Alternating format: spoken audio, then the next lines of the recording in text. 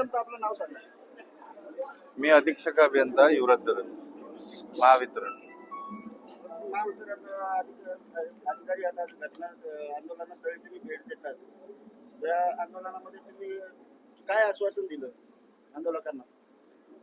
इथं जो धामणी गावात सौर ऊर्जेचा प्रकल्प प्रायोगिक तत्वावर बसवलेला आहे, त्याच्यामुळं लोकांची अशी अपेक्षा आहे की पाण्याचा डिस्चार्ज कमी आहे, तर ते डिस्चार्ज तपासायचा, म्हणजे किती डिस्चार्ज आणि त्याच्यामध्ये काय मॉडिफिकेशन करता येते का आणि शेतकऱ्यांच्या अपेक्षा पूर्ण करता येतात का, याच्यासाठी मी भेट. आपण महावितरणकडून आलेला आहात की सौर ऊर्जेकडून आलेला आहात? मी अधीक्षक महावितरण कडून आलेलो आहे. शासनाचं धोरण जे आहे प्रत्येक कनेक्शन सौर पंप म्हणजे सौर ऊर्जेवरती द्यायचं, त्याच्यासाठी आले. जो पाट आहे, पाटापासून हे धामणी अंतर 4 ते 8 किलोमीटर आहे. याचं जे वीज कनेक्शन नाही येत, सौर ऊर्जेवरती दाब येईल का आणि किती HP पर्यंत मोटरी जातील? नाही, आता जो बसवलेला आहे तो किती 25 HP चा बसवलेला आहे.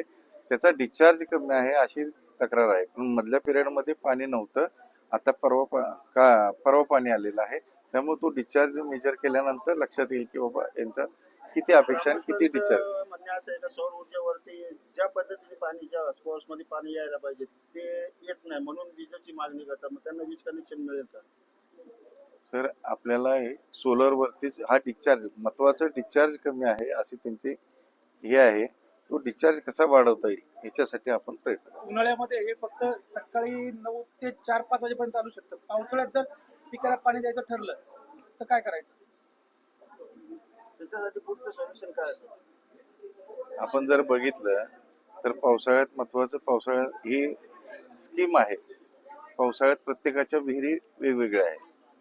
पावसाळ्यात ह्याची जास्त अपेक्षा सुद्धा लागणार नाही लोकांना, परंतु पावसाळ्यात सुद्धा म्हणजे त्याचा जो डिस्चार्ज आहे महत्वाचं, किती क्षमतेला किती आहे हे होतं, हे आता संयुक्तरित्या तपासणी करणार.